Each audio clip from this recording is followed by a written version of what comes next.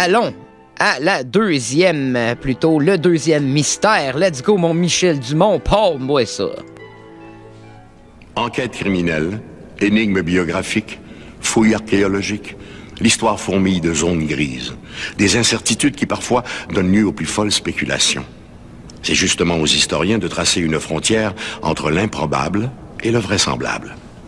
Pour l'un d'eux, un historien de Québec, l'une des plus grandes énigmes de l'histoire de la Nouvelle-France se résume à cette simple question.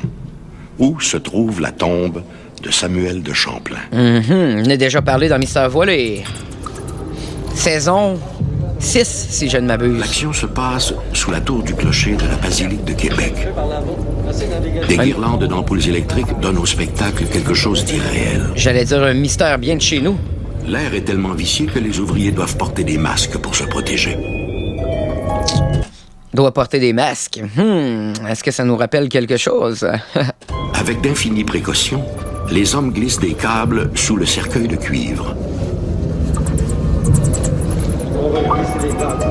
Cette opération achevée, les 4 hommes soulèvent en même temps, et le plus délicatement possible, le précieux tombeau. 1, 2, 0, go! Le moment de vérité approche. Sans plus attendre, un des ouvriers commence à découper le joint de plomb qui maintient le couvercle en place. Je sais pas si je ferais ça, moi, déranger une tombe puis l'ouvrir juste pour voir ce qu'il y a dedans. J'aurais peur d'avoir des malheurs puis des malédictions, même si je suis pas un gros croyant de ça, là, je sais pas. À mesure que progresse le découpage, tous s'interrogent. S'agit-il de la dépouille qu'ils recherchent depuis si longtemps? Finalement, le couvercle glisse sur le tombeau et la dépouille apparaît enfin, admirablement conservée. Se pourrait-il que ces ossements soient ceux tant recherchés de Samuel de Champlain, explorateur et fondateur de la ville de Québec? Ça serait ça, le mystère serait déjà résolu, hein? Si c'était ça, La plutôt. quête du tombeau de Samuel de Champlain, le premier gouverneur général de la Nouvelle-France, est aujourd'hui indissociable de son principal artisan, René Lévesque. Né à Québec en 1925, ce fils de commerçant se passionne très tôt pour l'histoire de Champlain. Pas l'autre René Lévesque, là.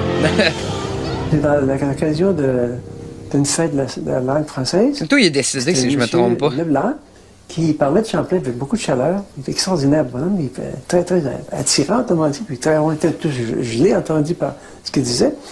Et à la fin, il dit, il est mort en 1635 et il serait déposé là-bas. Il rouvre ses bras comme ça en direction du côté de la terre, entre la rue du Trésor, du Fort, Sainte-Anne et Val. Alors, puis il dit, à part de ça, sous la terrasse, il y a le Fort Saint-Louis, fait par Champlain lui-même. C'était assez pour que je tombe amoureux de Champlain. Pour le jeune René Lévesque, la quête vient de commencer.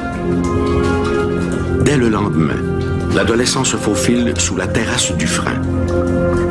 Alors qu'il longe ce qui autrefois était une partie des remparts de l'ancienne ville, il peut presque ressentir les effluves du fondateur de Québec. Pour lui, cette quête a quelque chose de mystique. J'aimerais savoir si encore cette place-là à Québec. Samuel Champlain avait été nommé cartographe du roi, géographe du roi. C'est sûr, mais ça doit pas être accessible. Appellation. C'est comme cela que Champlain s'est embarqué à bord de la Bonne Renommée à Honfleur en 1603, la première fois. Bon, là, on sait qu'il est arrivé à Tadoussac, qu'il a remarqué, c'est lui le premier qui a remarqué le site de Québec. En algonquin, apparemment, Québec signifie retrécissement. Et justement, Champlain avait remarqué ce lieu. Il avait dit, il y a les falaises qui protègent d'avoir des ennemis et du vent aussi. Le fleuve est plus étroit à cet endroit et les eaux sont très profondes. Donc on pourrait y faire un port pour y emmener des navires de fort tonnage. Samuel de Champlain fonde la ville de Québec en 1608 et le roi Henri V le nomme premier gouverneur général du pays. Sa générosité et son grand sens de l'honneur et de la justice lui valent la sympathie des communautés autochtones. Toute sa vie en terre d'Amérique, il aura sans cesse cherché à harmoniser l'ancien et le nouveau monde. Champlain, d'abord, il est décédé à peu près à l'âge de 70 ans. Il était paralysé depuis quelques mois. Il était au Fort Saint-Louis, dans une petite sa chambre à lui. Puis il pouvait écrire quand même, parce qu'on voit à son testament, on voit qu'il y a une écriture qui est là, mais est un peu malmenée. Mais quand même, c'est ça. Et après ça, ben, il est mort le jour de Noël. La nuit de Noël, le jour. Alors là, c'était une catastrophe dans le pays, parce que c'était le père fondateur qui partait, là. Il y a eu une très belle cérémonie religieuse, il y a eu un défilé dehors dans la rue Buade, ce coin-là, là, jusqu'à l'église paroissiale, puis qui était justement l'église Notre-Dame de Recouvrance, enfin le chœur de Frontenac. Peu de choses sont connues sur l'époque et sur l'endroit où a été inhumé Samuel de Champlain. Pour l'essentiel, les historiens doivent s'en remettre au journal personnel de Charles Huot de Montmagny, deuxième gouverneur général de la Nouvelle-France et responsable de l'inhumation de Champlain. Montmagny écrit avoir fait déposer le corps de son prédécesseur dans la chapelle Champlain et d'avoir fait placer à ses côtés les corps de ses amis, le père Charles Rimbaud et M. François de Ré. Ces plans-là en question sont beaucoup controversés. Beaucoup disent que c'est pas précis et que ça amène à absolument rien. Mais où se trouve exactement cette chapelle Champlain?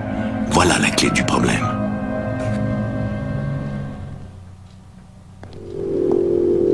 Vers 1950, la découverte de 2 manuscrits ravive l'intérêt pour le tombeau de Champlain. Ces documents évoquent la location de 2 domaines situés au cœur de la vieille ville. Les historiens ont une idée assez précise sur l'endroit où se situaient ces concessions. Fort de ces nouvelles informations, un certain Silvio Dumas, considéré comme le père de l'archéologie québécoise, entreprend des fouilles. Au nombre de ces jeunes terrassiers se trouve bien entendu René Lévesque, qui n'a pas hésité à prêter son aide bénévole pour participer aux recherches. Les terrassiers mettent à jour un muret, mais rien qui laisse croire à la présence de la chapelle Champlain. C'est un retour à la case départ. Oh, des vraies images, ça j'aime ça. Il y a O'Leary qui nous avait dit dans ses écrits j'ai fouillé à tel endroit, mais j'ai rien trouvé. Et puis René a dit il faudrait peut-être fouiller un peu plus profondément à l'intérieur de la basilique. Et on a trouvé cette petite alcôve-là qui était assez fort intéressant et qui était remplie. Tous les endroits avaient été fouillés, sauf cet endroit-là. Alors là, on a commencé à fouiller. Et quand on a trouvé la tombe, en particulier, là, on s'est demandé, est-ce que c'est vraiment l'endroit où pourrait être enterré Champlain? Oh, des vraies images de la vraie tombe. Des ossements, beaucoup d'ossements humains, parce qu'ils ont fait une tranchée déjà pour des fils, je ne sais pas trop quoi, ou des tuyaux, puis ça a dérangé plusieurs sépultures. Hein. On est bien placés. Jean-Claude trouve une pièce de monnaie comme 535 ou 36 dessus, en partant. Et on dit, oh, ça commence à être intéressant. Malheureusement pour René Lévesque et son équipe, les restes n'étaient pas ceux de Champlain, mais ceux d'un officier du culte. La peau brunie comme un cuir mal tanné donne au corps des allures de momie. Le défunt repose dans des vêtements d'apparat, soutane colorée et une croix en or. La dépouille semble dévisager les profanateurs qui ont osé troubler son sommeil. No shit. Le père Vigin, c'est un père jésuite. C'est un père jésuite belge, mort en 1879. Pour une énième fois, la dépouille de Samuel de Champlain échappe à ceux qui le recherchent. Mais pour combien de temps? René Lévesque a récemment mis la main sur un manuscrit aux archives de la ville de Québec, qui pourrait bien le mener directement au tombeau de Champlain, juste à temps pour le 400e anniversaire de la ville de Québec. Spoiler alert, Champlain, ça marche pas. Un modèle d'homme à présenter pour réveiller les Québécois actuellement, les faire retourner à leurs sources françaises et chrétiennes et amérindiennes. Hein?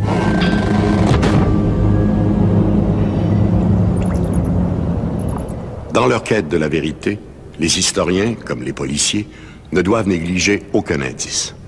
C'est grâce à la persévérance, et parfois à l'entêtement, que l'histoire révèle des secrets là où tout paraissait limpide.